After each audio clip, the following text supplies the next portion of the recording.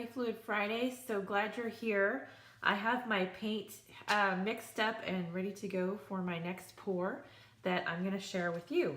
And first of all, I wanted to share one of the paintings that's now dry that I showed the pour of this one on Instagram last week, I think. And so the actual pour is on my Instagram, and I'm pretty sure it's this one that's got so many views. And this is basically the same colors that I'm going to use here today. And I like the pour, and I was excited about the cells and the fact that it pretty much stayed how I poured it. It didn't move a whole bunch, so it's got a lot of nice cells there. But I'm getting to where I kind of want maybe the cells in just one area and as a focal point maybe, or in maybe a few areas, and have a solid light or dark area, as there's really no composition to the painting. And the pours are exciting, and I love doing them, and I love getting the cells and whatnot, but I do like that kind of excitement of the darks and the lights and the composition of the whole piece. So I'm going to try to start manipulating a little bit and see what happens. It's total experimentation, so just have to kind of play with the process and see how it progresses. And I really love this area. I love the cells, and I love looking at them. I love this one here as well. But I just feel like the piece needs something more. So I'm going to try to work on that in my pouring. And of course, you don't have really a lot of control over the pour. It's all in the way you pour it. So I'm going to try a couple different things in the next few weeks with that, and see if I can't achieve a little bit more of a contrast is what I'm looking for, other than just an all over. There is a little light area and some dark area, and I do love that, but just a little more contrast and a little more excitement is what I'm looking for here.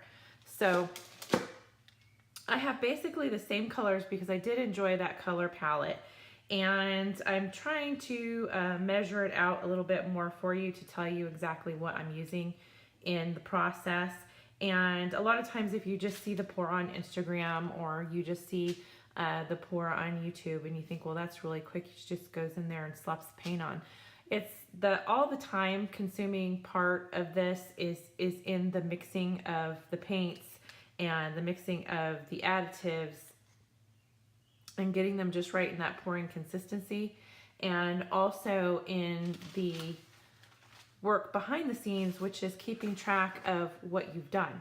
So I have a log that I keep of experiments where I'm writing down everything that I've used. Did I like it? Did I not like it? And so on, in a scratchbook, sketchbook, whatever you want to call it, writing down and kind of doing that research and that background. And if you keep track of what you do, then you can progress forward and go back in your notes and see, no, that didn't work so well, or I haven't used this combination yet. What if I used this with this? And then see what happens. So there's a lot of bookkeeping, if you will, on writing up your notes after your pour, and then a lot of mixing time beforehand. And so it's not of course, the fun, exciting part is the actual pour, and that's what everybody wants to see. And I love it too. It's my favorite part, of course, but there is a lot of keeping track and a lot of mixing properly and bookkeeping if you want to go ahead and move forward in your journey.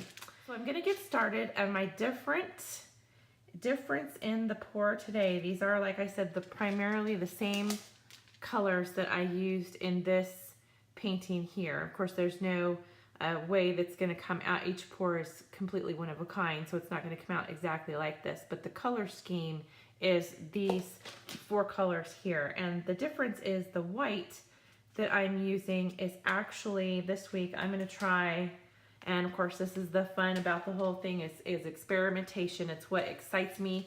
It's what gets me excited about the acrylic pouring.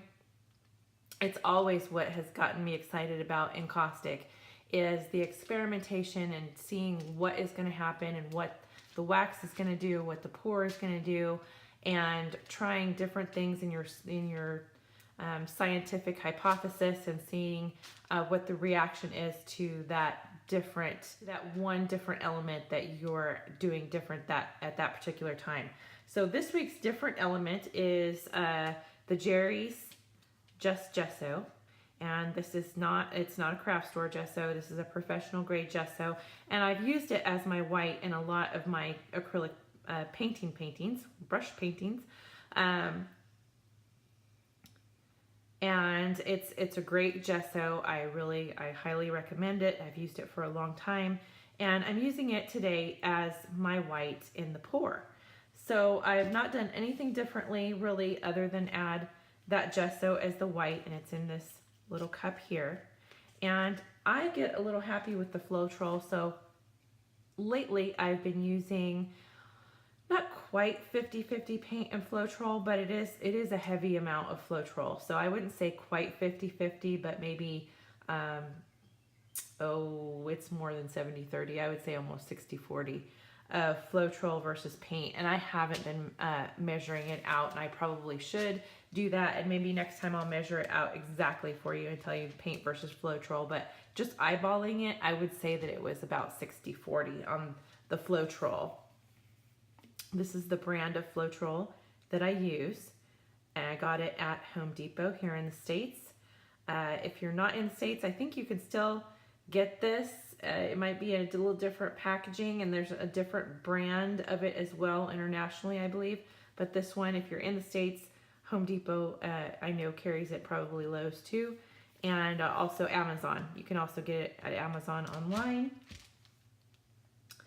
And the other additive this time that I did measure out is 1/2 teaspoon of the Liquitex pouring medium. I gave 1/2 teaspoon to each color. The other additive that I use is the CRC heavy duty silicone, and I got this one at Ace Hardware, I think, but it's probably available in any hardware store. And I spray just a couple of drops of this, and you could also, if you really want to get, I just spray it in there with the little tiny straw that it came with, so you're just spraying a very tiny little amount. But if you want to go outside and spray it in a cup, I would recommend you go outside if you're going to spray any larger amounts of the silicone, because it really has a stank to it. So its fumes are probably not good to breathe, and I would probably go outside and spray it. But if you want to spray it in a cup and use a little drabber to precisely add 2 drops to each paint or so on, then you can do that and measure that out as well. I just kind of eyeball it once again and just give it a very little bit in. Let's see, I'll probably do it in everything but the white. I don't think I will spray the silicone in the white. I will spray just a tiny bit in the other 4 corners and 4 colors, and leave the white without the silicone today is how I think I'm going to do it. The other thing I add is water, and I add it with these little drabbers, and I add 3 of them at a time to my paint and stir it in each time. And if I need more than that, that's fine. I usually do need just a little bit more to get it to a pouring consistency, but I start out, I never put more than 3 of these drabbers, and they're not even full. They're only about halfway full here, so they're not even full. So about 3 of these drabbers filled about halfway in each cup, and then go ahead and stir it up and see where I'm at in the pouring process, and let's see if it's to a pouring consistency. And if it's not, then I'll go ahead, and at that point usually I'll add 2 half drabbers each after that, just so I'm sure that I'm not adding too much water. I'll do 3 the first time and then usually 2 each time after that. And maybe the last time I'm only adding 1 because I know it just needs just a little tiny bit more. But I'm scraping the sides. I'm really getting in there and mixing that paint well. I don't want any lumps. I don't want any paint that hasn't been incorporated with the Floetrol or the pouring medium. And I want it to be a nice pouring consistency, not too thick or too thin. So, and you can see this kind of gets lumpy and not incorporated. It takes a couple minutes to get it nice and smooth. And different brands of paint are gonna react differently. If I'm using the golden fluids, for instance, which are one of my favorites, are the golden fluids, you don't really need very much of anything added to them water-wise. Maybe a tiny bit on a couple of colors, but they really are almost completely ready to go. Where the heavy body, of course, is going to need more, and different brands will react differently. So you just want to add a little bit of water at a time and kind of keep in mind you don't want to add too much and break down your binder in your acrylic paint.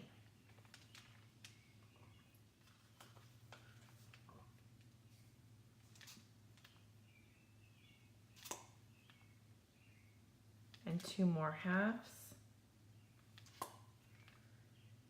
squirts. And this one actually probably doesn't need 2. This one's pretty much ready to go. So I'm just going to give this 1 squirt and that one's done.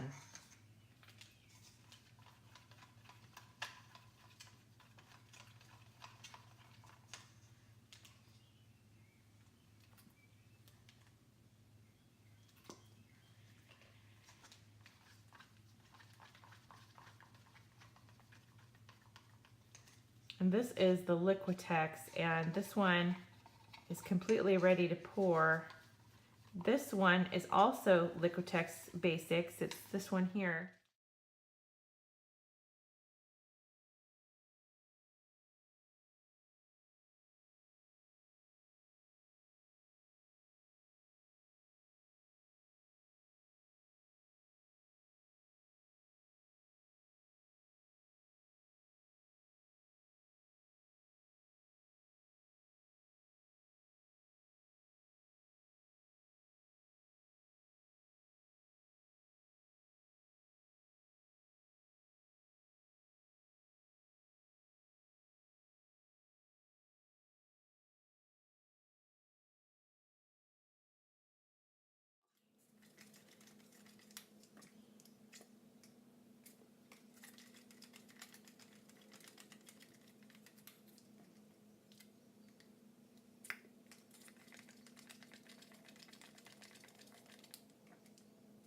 This one is the heavy body.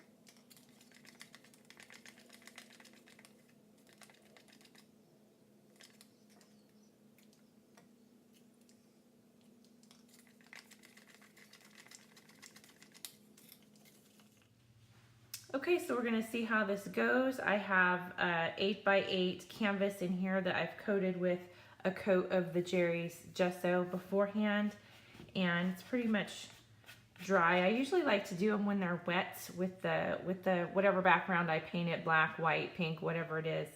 I like it a little bit wet so it'll catch a little bit more. This one's dry, so we'll see how it goes when it gets to the edges, if it goes over okay. I'm going to do a flip cup dirty pour on this.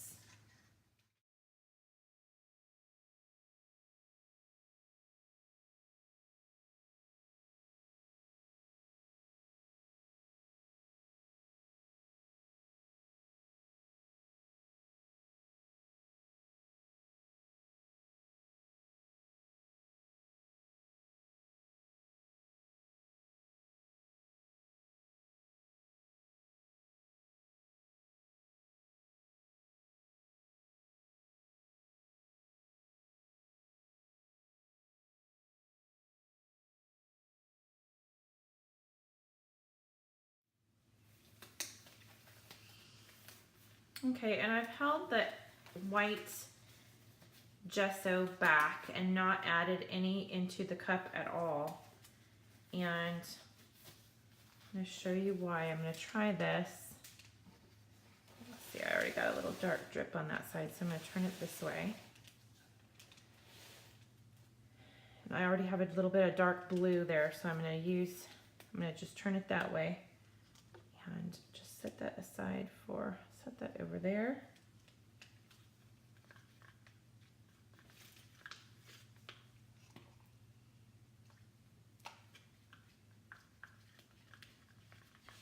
Okay, so I have the white gesso in a pouring consistency, and I'm going to pour that first. And I'm just going to try this out and see how it works. Every experiment is exciting.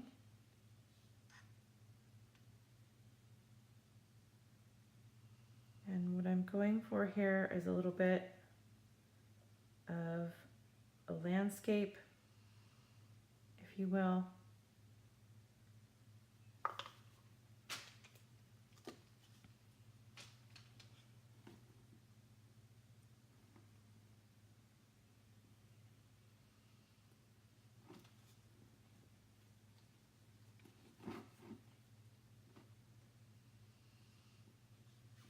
I'm going to do this really fast.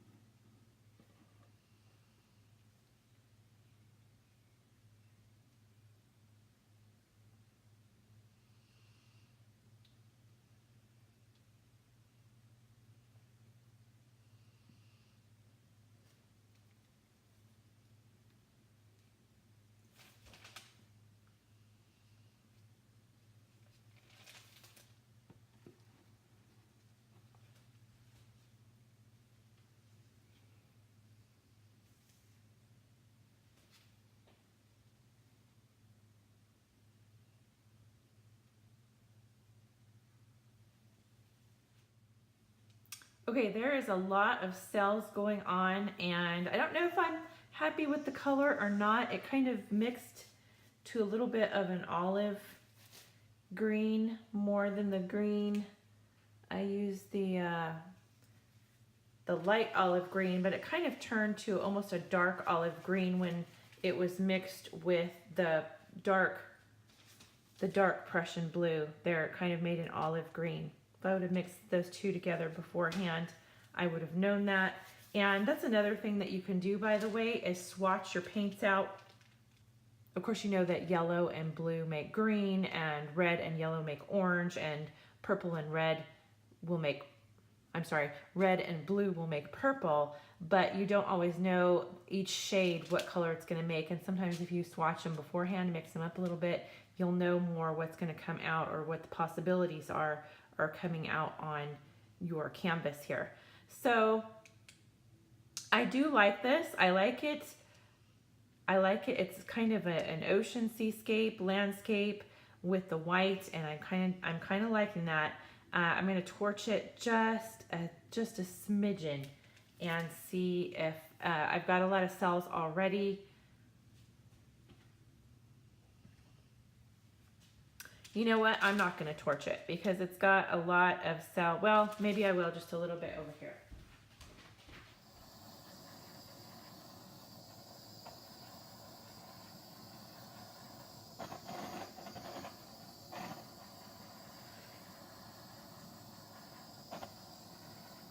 Not too much. I think it's pretty much doing what it's going to do.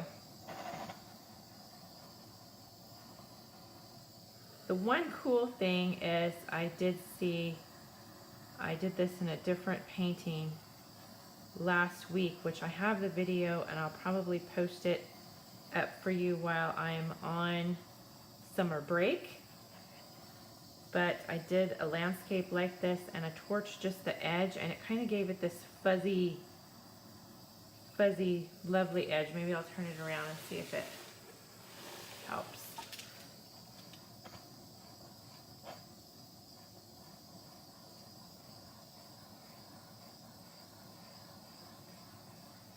not get it too hot, but it gave it sort of a lovely fuzzy edge, and the gesso might be a little bit thick for it to do it. It might work better in just a titanium white. I'm gonna give it just a tiny tilt.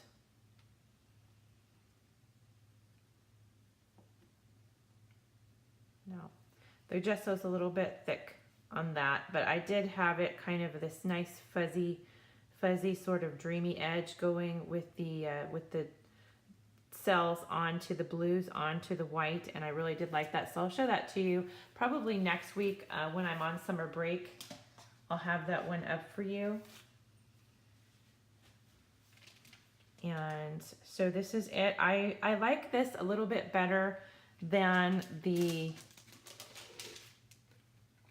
overall cells over the whole entire painting. I like the contrast. It's a little bit more excitement in the composition, and I really enjoy that. I hope the cells stay how they are. They've got some really nice cells coming out here, some dark blues, and then fading to some of the sienna is in a little stream in here, and then over it's kind of a little stream as well of the light blue kind of streaming almost like a wave through. So I'm really hoping that it stays pretty close to how it is right now. We'll have to see how it is when it's dry, but I'll take pictures of it so you can see the close-ups of the cells. And this is a little bit more of my style anyways. So this is kind of what I'm leaning towards in the pouring, in the acrylic pouring. This is more keeping with how I do with how I paint my encaustic paintings and whatnot, a little bit more my style. So I'm going to keep progressing. I'm going to keep testing and keep experimenting and keep going. And I hope that you enjoyed this week. And if you're enjoying Fluid Fridays, please like and subscribe to the channel or to the playlist, because the channel also has Wax on Wednesdays on it as well. And you can just subscribe to the whole channel, or you can subscribe just to the Fluid Fridays, also the Fluid Fridays playlist if you like. And I will leave a list of the paint colors that I used and a complete supply list in the description box below. There'll be a link to my blog where I will list everything for you, and I hope you guys have a lot of fun, and feel free to comment if you have any questions in the comment section below. Thanks. So I will see you next week, and have a happy Fluid Fridays. Happy creating.